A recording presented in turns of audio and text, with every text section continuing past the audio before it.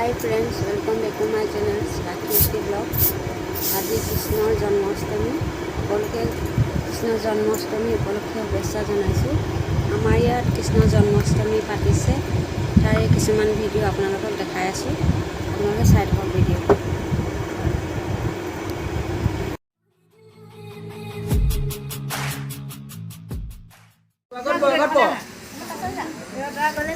Ram Ram Krishna Hari Hari Krishna